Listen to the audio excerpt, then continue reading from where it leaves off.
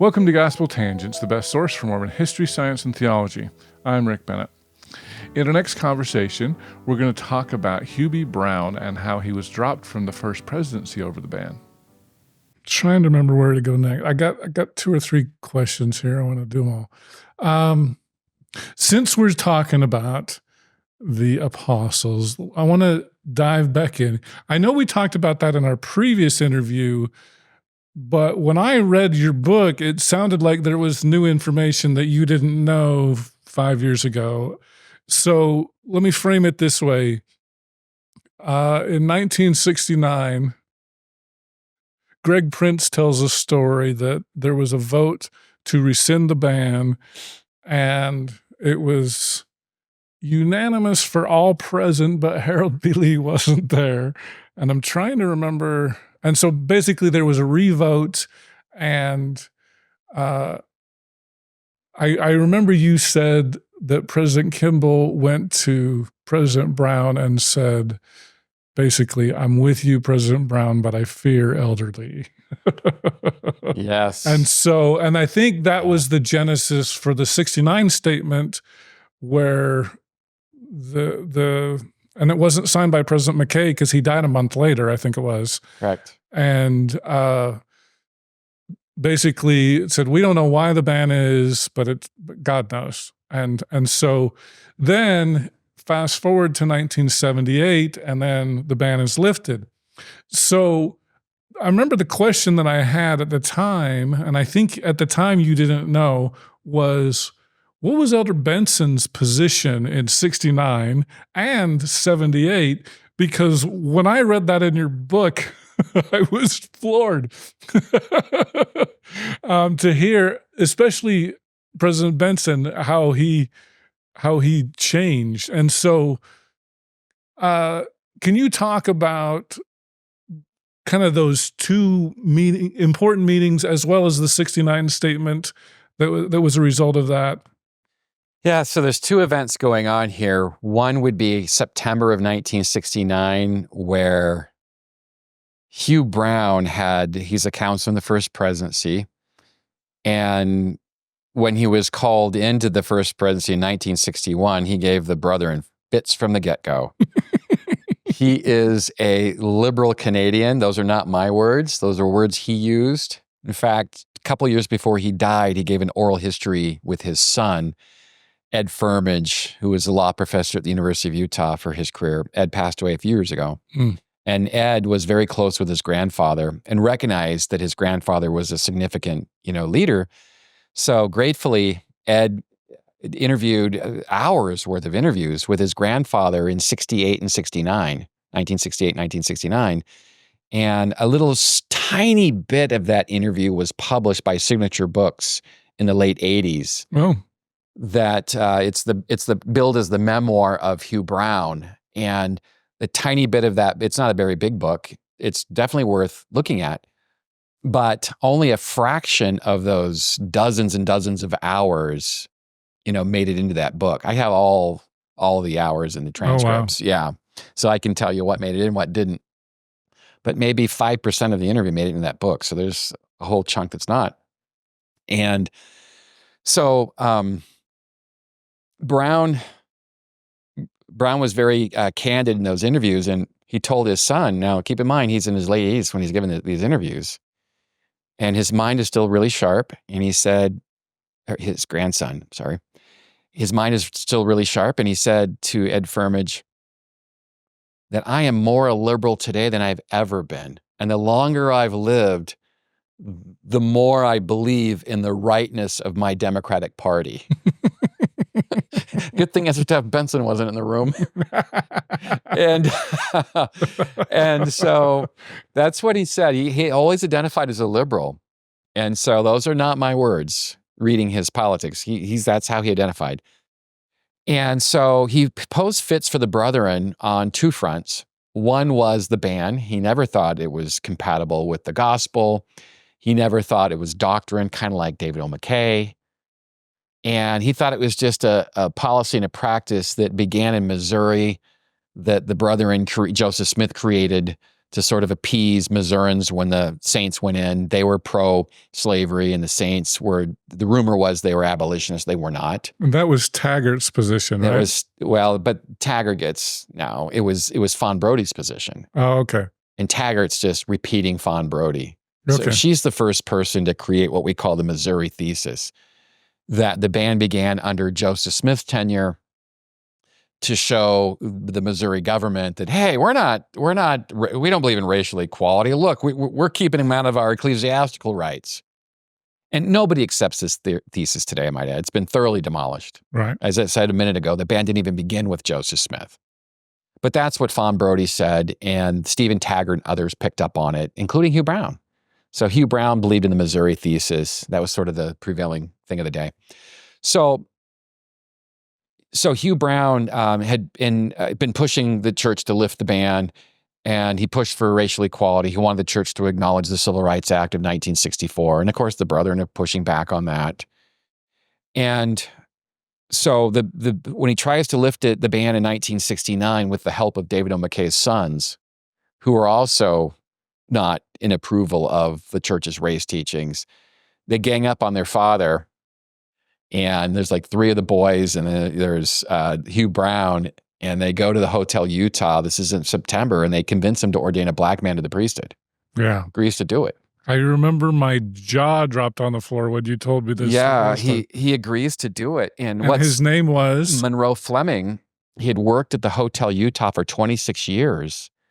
He had various jobs, but one of which I think he worked in the restaurant as a waiter, and he often saw general authorities coming in, and he would serve them food. He saw missionaries. In those days, I think it was called the LTM. Yeah, Language Training Mission. Yeah, before it's the MTC today, but in the LTM in those days. And the LTM was at that space. And so he got to see a lot of missionaries too, including the late, great Michael Quinn talks about meeting him there. Oh, wow. Yeah. And so they targeted Monroe Fleming because he thought he was a loyal Latter-day Saint. And what's instructive about this story is for years, President McKay said, yeah, I don't like the ban. This was in private, right? He would tell people, I don't like the ban, but it requires a revelation. Even though it's not doctrine, even though it's a policy, it requires a revelation, consensus. But now what you have... So you're saying revelation equals consensus? Yes, yes, yes. So now what you have is in 1969, September, he's taking a different tact. He's saying, okay, I'll ordain him.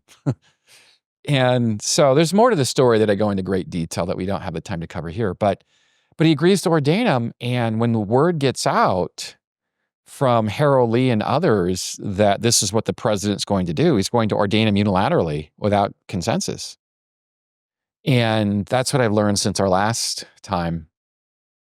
And there were some people supporting it. Spencer Kimmel knew about it and supported it. Yeah, I knew that. But I wish I knew, about other people and their voices with this. But I do know that Harold Lee did not support it because he put a stop to it. Right. Absolutely put a stop to it. And Hugh Brown was crushed. He thought this was holding the church back. He thought that it wasn't scriptural.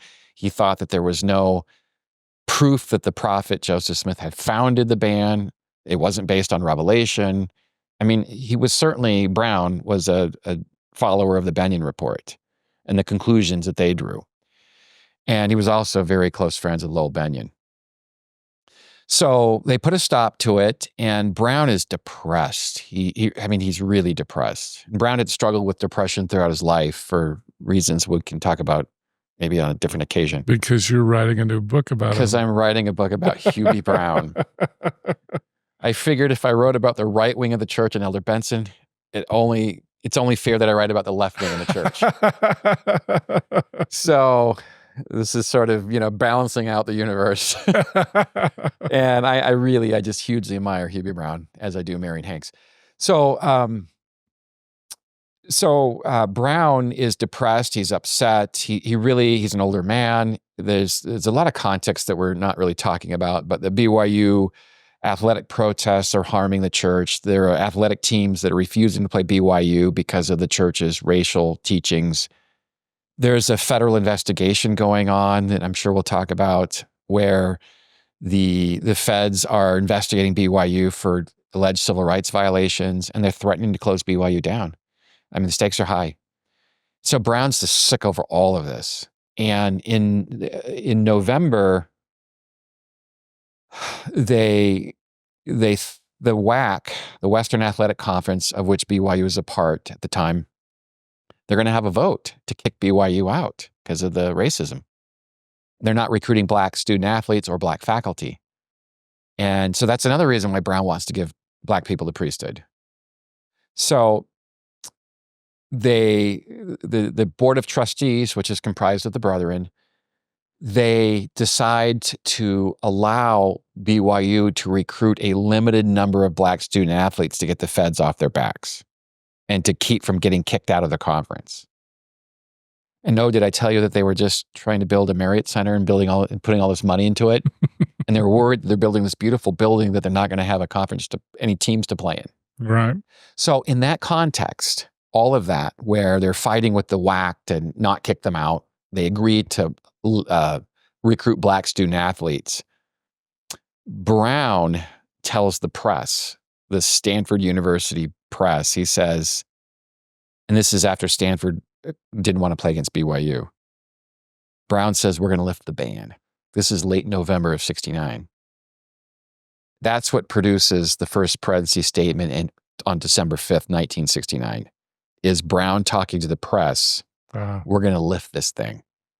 He tried in September, 2 months earlier, didn't succeed, but he's doing what he had done before. This is the quorum meeting because there was a meeting. Lee wasn't there. There's not a meeting. Oh, there's not a meeting. No. Okay. There's not a meeting. There's no meeting at all? No. This is not that I have any evidence for, or anybody else. Oh, because I thought Greg Prince said there was a meeting. And it was 9 said yes, but Lee wasn't there. I don't think so. I'll stand corrected. Peterson wasn't there, if I remember right. No, I'll stand corrected but I don't think so. Greg and I are friends, and I don't think so. No. Okay. Yeah.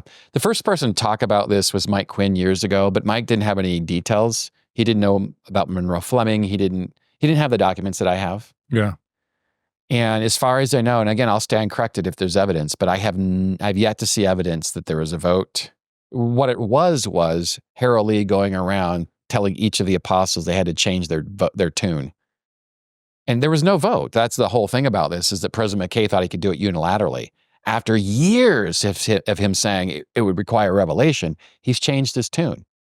Okay. His sons and President Brown, and probably Sterling McMurrin behind the scenes, just do it, President, do it. The church president giving into peer pressure. But jokes aside, so President McKay changed his tune, and they told him, you can do this unilaterally. You have the authority as the church president. And at this point, President McKay is 95. I think he turns 96 that fall. He's he's out of it. Right. He has good days and bad days. And the day that they met with him in late September to get him to change his mind, he was having a decent day. He understood what was going on. Mm-hmm. And so when Alvin Dyer was at this meeting, who was in the First Presidency, and Dyer was a bulldog in defending the church's race teachings. And Dyer's the one that told Harold Lee that, hey, I got to tell you about this meeting I just went to at the Hotel Utah. It's not good. You're going to want to hear about this. Lee had been in the hospital recovering from an injury or an illness. And so when he got out of the hospital, that's when he went around to the 12 and said, did you know about this meeting? And Kimball's like, yeah, I knew what Brown's up to. And I support him. Not anymore, you're not. And Lee, I can't emphasize enough how much of a dominant personality Harold Lee was. And Spencer Kimball, who was a senior apostle at that point, he feared Elder Lee, as did a lot of other authorities, because they knew that he would be the new church president. And he was such a dominant personality. He was like the polar opposite to say someone like Howard Hunter, who would oftentimes he was non-confrontational. Howard Hunter was non-confrontational. And so when people like Boyd Packer and others pressed an issue, even though he had seniority over them, he would just sort of, he would put up a fight. And anyway, so Harold Lee whoever knew about it, and it's not even clear how many apostles knew about it. I just want to be clear on that. We don't have the evidence. I wish I did. But Harold Lee got Spencer Kimball and others to, if they knew about it, to change course. But as far as I know, there hasn't been a vote, or there wasn't a vote, because the vote would imply that President McKay is trying to reach a consensus. And that's the point of Hugh Brown. He was very astute politically. If you put this to a vote, it will never pass, right? Because Mark Peterson, Benson, the others, they would never have supported Harold Lee, Right. Alvin Dyer. Okay. So there is no vote. Oh, I thought there was. No, there's no vote. And at least we don't have evidence for a vote. Okay. And that's the whole point of trying to convince the president that you could do this unilaterally, because they So knew it was wouldn't this pass. leak that Brown did to the Stanford University president that they were going to lift it that caused the December of 69 That's statement. exactly what happens. And that's what happens. And just to put a little context to the leak here, where Hugh Brown, this is late November of 69, where Hugh Brown tells Stanford, who had just let it be known to the newspapers and to Wilkinson that we're not going to play you anymore. We're not going to play BYU anymore because it's a racist institution. And so he was like, wait. So Brown said, hey, we're going to lift the ban. And he had been coordinating this statement with Ken Fitzer, I think is how you say it, the president of Stanford. I went through the Fitzer papers at Stanford, which is a marvelous collection. And so he and Brown are coordinating this together, where Brown says, hey, I'm going to make a statement to the press, and let's see if we can put a little pressure here on my colleagues. This is not the first time Brown spoke to the media about the ban. He did it in 63 too. And so he's using external outlets, journalists, to publish stories to, I hate to say this, but to embarrass the church and to push them in a direction to lift the ban. That's how deep this was for Brown, that he would violate church protocols by speaking to the press. He knows what he's doing. This is the second or third time he does this with the race issue. And you wonder why he gets dropped in the First Presidency. But so he spoke to the press, and that angered Harold Lee. And that's what, it was confusing to the saints, right? That when you read, and the AP picks up on this, so he speaks to a press in Palo Alto, and the AP, wow. So the Associated Press publishes it too. So it's out there. Mm-hmm. And that's what motivated Harold Lee to produce this First Presidency statement. Even though he's not a First Presidency member, he's going to require that this presidency produce a statement. And but McKay's so sick he can't sign McKay is non-compos mentis at this point. He's out of it. And so it falls to Brown and to Tanner to sign their names. And so when Harold Lee told Brown that he must do this, I don't have a recording of the office or a transcript of the meeting, but I'm sure, I do know one thing, is that I'm certain that Brown said, no way, I'm not going to sign this. And then Lee put pressure on him, huge pressure. But Brown, he said when he read it, he didn't want to sign it because it reaffirms the church race doctrine. It says that we don't know why the ban began, and I'll comment on that in a minute, why that's controversial. But the draft that Brown initially read was that it said nothing about civil rights. So he demanded that Lee put in a statement saying the church approves of civil rights, and Lee reluctantly agreed to do that. And so Brown wept when he signed the statement. Didn't want to sign it, didn't agree with any of it, but he signed it anyway because Lee wanted to assure Latter-day Saints and to the larger public that this is still the doctrine of the church. Contrary to what Brown's been telling the press, we're not going to lift this ban anytime soon. And so they put this together on, I think, December 5th, and they hold on to it. They agree to not release it for a while. There are reasons for it. They're probably waiting to get McKay's signature. No, that wasn't it. I'm not sure. I have to think about this. It wasn't that at all. I think they knew he was out of it by that point. But there was something strategic about it that they didn't want it. They wanted to release it, but it could have been the holidays too. They wanted to have maximum impact, so wait till after Christmas. And I think January was the targeted date to release the statement. And it was a difficult statement to begin with because they had taken, there were 3 people that were asked to produce, this is how they do things at the church. Harold Lee would write his statement. Homer Durham, who was the president of Arizona State, he's a political scientist, very close friends with Gordon Hinckley. And later church historian. Later church historian and general authority. Homer Durham was asked to write a statement. And then Neil Maxwell, who would later become an apostle, was asked to write a statement. And he was a 70 at the time. Was a 70 at the time. And Gordon Hinckley was asked to take those 3 statements and meld them together into one. And Sherry Dew, Gordon Hinckley's biographer, said that it was a most mentally exhausting task, I think is how she worded it. So that's what became the statement. It was something that was melded together. And I want to say a quick aside from the Hanks diary. Hanks was not asked to contribute, but this is Elder Hanks and why I love him. He writes in his diary, when I heard about the statement, I thought I was going to contribute my views. And then when the statement comes out, they didn't take any of my views. that made me laugh too. I'm like, well, all right, Elder Hanks, I'm glad that you tried. And so they decide to sit on the talk for a while or the statement for a while. I think they're going to release it in January, but they recognize that the brethren are, to the public, they're not on the same page. And one of the things the brethren want to do is always give the impression that there's agreement. Here you have, the First Presidency counselor telling the Palo Alto Times that we're going to lift the ban, and then you've got this new statement that contradicts that. So this signed by Brown. Signed by Brown. What is going on here? So that's what's going on. And on Christmas Day, Brown, I have no idea why he's talking to the press on Christmas Day, but he talks to a guy named Lester Kinsolving, a journalist in Northern California, and he says, again, we're going to lift the ban. Oh, no. And he's already signed it.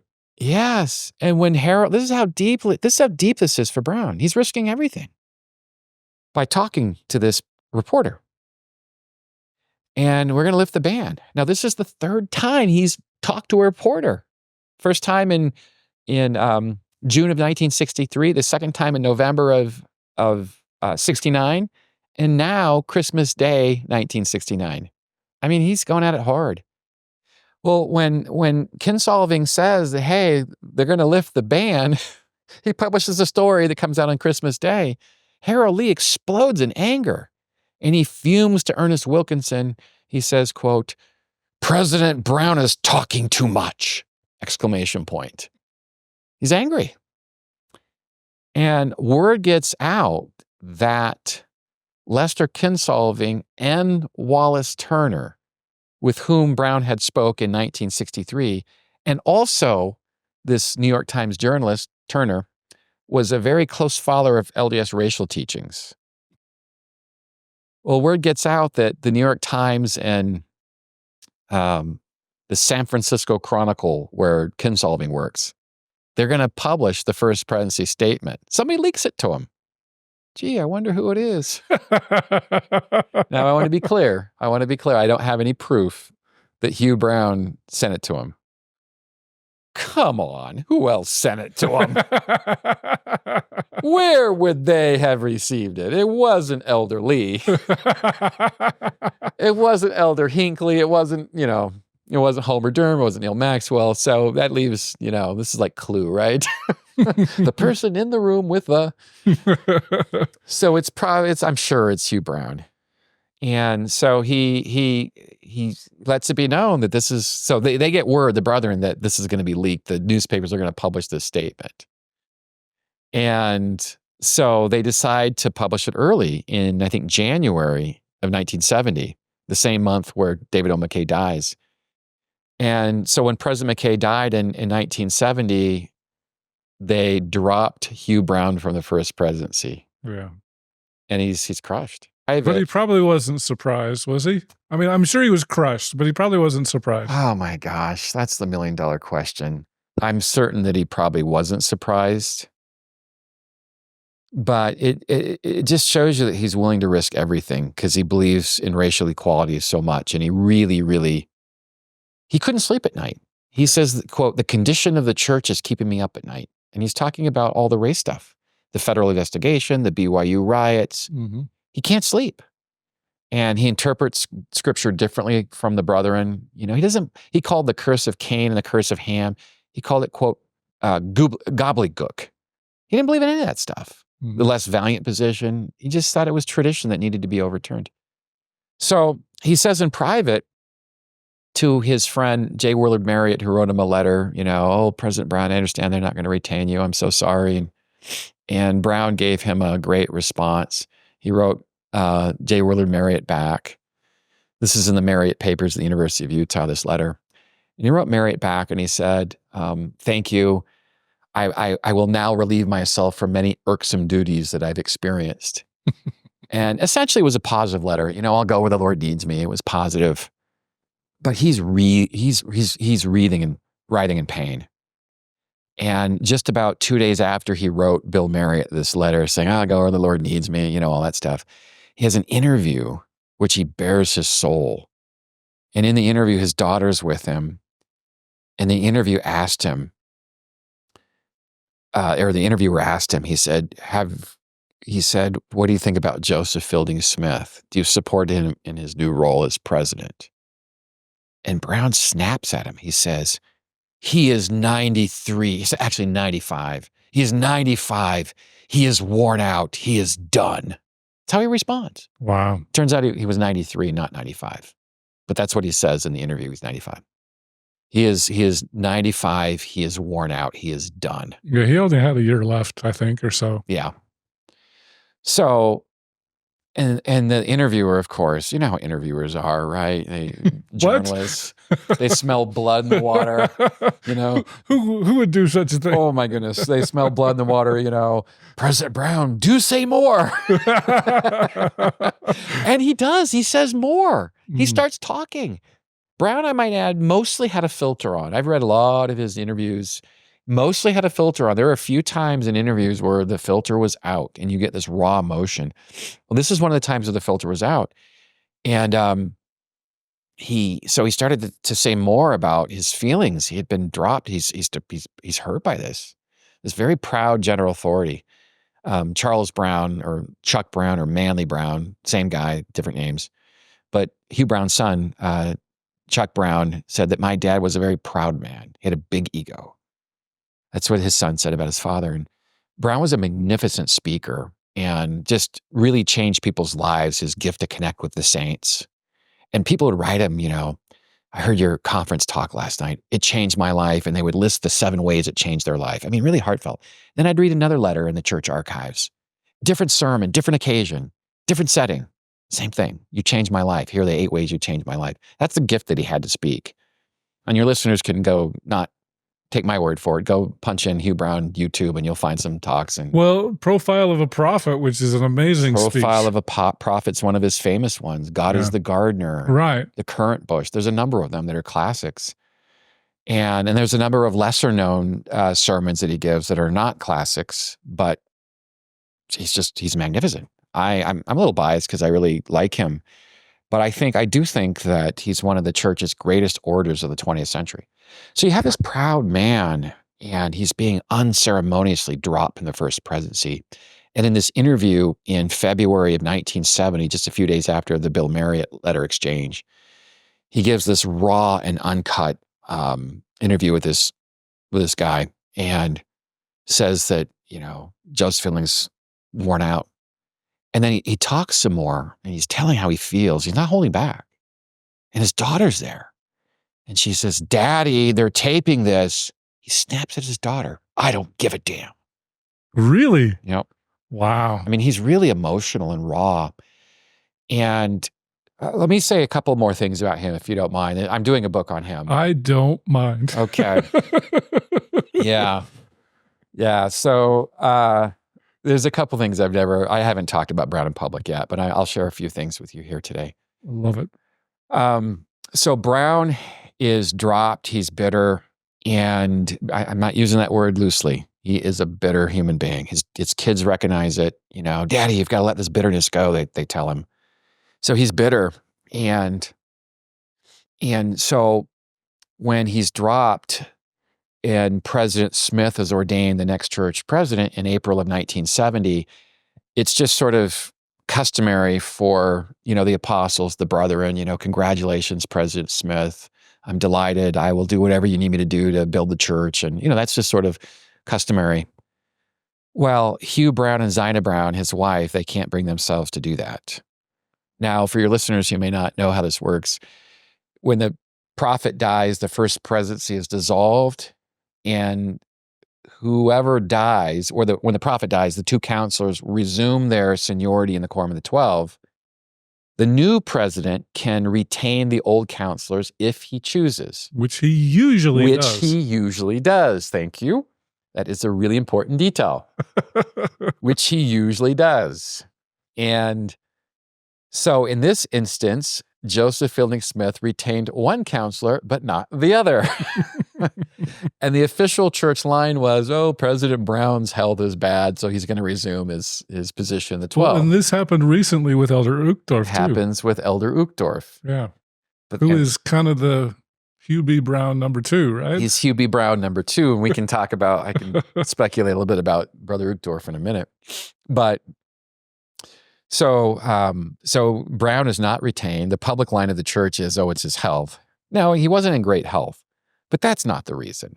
I mean, there are plenty of church presidents who have retained people who are in poor health over the years. Marion Romney was retained. Oh, yeah. He was in terrible health. There's a number of them, right? Yeah. So that's just a throwaway PR line. He's an activist. And Brown is an activist on the race issue. And he was also badgering, I think, creating some issues with his strident views against the Birch Society. That was part of it, but it was mostly the race issue that was speaking to the press, undermining their private deliberations. And the brethren are very private, their meetings, and they don't want it out, especially to the press. And so anyway, so they dropped him, and he's bitter. And in April of 1970, just after President Smith was ordained the next prophet, Hugh Brown's daughter, Mary Woodward, decides to pay a courtesy call. Parents don't know anything about this. So she goes to the First Presidency, and she tells President Tanner, who is her relative, by the way. He and Hugh Brown were cousins. And Eldon Tanner, Hugh Brown were cousins. Oh, I didn't know that. They're both from Canada. And so she knows, Uncle Eldon, so that's what she called him, So she writes in her diary, Uncle Eldon. I went and I paid my respects to Uncle Eldon. He was so gracious, as you would expect, right? They're relatives. And then I went to Elder Lee, or now President Lee. She writes, this is really difficult because Lee was arguably the dominant person getting Brown dropped. Well, Joseph Fielding too, and Lee. And Lee felt badly about how it all happened. I mean, they kicked Brown to the curb. I can't emphasize it enough. They absolutely defrocked him unceremoniously, this proud, effective church leader. And it was hurtful, especially since Brown and Lee used to be close. This drove a huge wedge between them. And that wedge had been growing throughout the years because of Brown's activism. Well, so Lee was a family friend too, including to his daughter, Mary. And so she went into President Lee's office, and she writes about how difficult it was going into that office because that's where Daddy's office was. So she sees a new person at her father's chair. She always called him Daddy. And all the Brown kids referred to Daddy. It's just a term of endearment. And so she talked to President Lee, and they had a very, cordial conversation. How's your father doing? Just talking. And that's his way of saying, I'm recognizing their issues. And later on, Elder President Lee will try to reach out and patch some things. That's for another conversation for a different day. But he's very gracious towards her and very solicitous of her father's well-being, which is touching. And then Mary went to Joseph Fielding next, and to give her congratulations. And she writes that he was just as cold as the night is long. He barely looked at me, couldn't say a word. I tried to break the ice by saying, your father married Joseph F. Smith. Your father married my father and mother so many years ago. They've always admired your father. Just trying to get him to talk. Wouldn't talk. He was as cold as could be. And so she writes about all of that in her diary. And then she goes home to her parents and says to her parents, Hugh and Zina, I paid my respects today to the First Presidency, President Smith and his new counselors. And then Zina Brown, mom. So Zina is Brigham Young's granddaughter. So there's some royalty going on here. And told Zina Brown, said that I paid my respects. And Zina said, oh, bless you, darling. All of the Brown kids were darling. Again, another term of endearment, which to this day, I find just really lovely. But bless you, darling. And then she says, we couldn't do it. We, meaning Hugh and Zina, should have been the ones doing that. Congratulations. We support you. We sustain you, all of that. Oh. We couldn't do that. But Zina Brown was schooled in what's etiquette and proper. And even though they had such harsh feelings about how everything just went down, they were grateful that their daughter paid respects as their surrogate, even though 2 of the 3 men she visited were warm and the other one wasn't. So anyway, that's the bitter stuff. Let me say one last thing about how difficult this is. That Hugh Brown, when he died in December of 1975, and there's a couple of things that are relevant to this. One is that Hugh Brown, before he died, Spencer Kimball visited him. Now he's depressed. Let me back up just real quick before I get to that visit. When Kimball was the church president in December of 73, so Harold Lee died, Kimball was the next president, Brown was furious. He was furious because this time he's getting really old and kind of cranky. And when President Kimball called and Eldon Tanner and Marion Romney into the counselors, he said, that's my position. That should be me. Now he's approaching his early 90s at this point, and that's how bitter and heartfelt this is. He still thought that was his position. And the last thing I'll share with you is that before he died, President Kimball visited him, and Brown tried to extract a promise from President Kimball, which is, promise me to lift this ban. And President Kimball said that he would lift the ban, but that it would take time. And the time part was the revelation. You've got to get consensus. And that requires working with the brethren one by one, because these are guys that are not inclined to lift the ban. And so he extracted a confession from President Kimball before he died that he would lift the ban. And when the ban was lifted in 78, Hugh Brown had been dead for 5 years. And Mary Woodward writes in her diary, she says that, I can't help but think that this was Daddy's day, that Daddy had a lot to do with this day, and that Daddy is, I think she wears the Mormon term, the veil, that Daddy is beyond the veil, dancing, or he's happy, he's shouting his approval. And the 3 of the brethren, Gordon Hinckley, Jim Faust, and Eldon Tanner, each called Ed Firmage the day of the revelation. It's probably among the earliest phone calls they made. They were each calling different people that had a high stake in this story, including Black Latter-day Saints, with whom they were close. Right. The brethren would call them first, among the first. Well, among the first called from Faust, Hinckley, and Monson, I think it was Monson, yeah. They called Ed Firmage. And they said, your grandfather would have loved to have seen this day. 3 different phone calls, and each of those men were teary-eyed as they were telling Ed Firmage. So all this is to say is that they were recognizing the bruises and wounds that Brown had incurred over the ban. And this was an olive branch to the Brown family who'd been so deeply wounded by, as with Brown himself, for being dropped because of the race issue. And when President Kimball lifted the ban, the family saw it as validation from their their ancestors, efforts at trying to get it lifted. So it's a moving story in so many ways, but it is a tragic story in the sense that President Brown, he dies a brokenhearted man because of the way that he was treated toward the latter part of his ministry. I hope you enjoyed our conversation with Dr. Matt Harris. He's the author of Second Class Saints, which is an amazing book. Did I say that before? It's an awesome book. You could win a copy. Go to gospeltangents.com/contest, and you might win this copy here that's autographed by Matt. So sign up today. In our final conversation with Dr. Matt Harris, we're going to talk about what was left out of this amazing book. We'll also talk about whether President Lee had a temple in mind in Brazil. But it's only available to newsletter subscribers. So go to gospeltangents.com/newsletter, and you can get a secret link to a final part of our conversation. But it's only available to newsletter subscribers. So if you're not signed up, sign up today. Yes, Harold Lee is the one that conceived of the idea in Brazil, and President Kimball used that proposal to convince the brethren to lift the ban. That doesn't make sense, does it? Thanks for listening, and I hope you to continue to enjoy Gospel Tangents. Consider becoming a Patreon or go to gospeltangents.com/shop, and you can get a cool tie, a hat, or even a nice mug.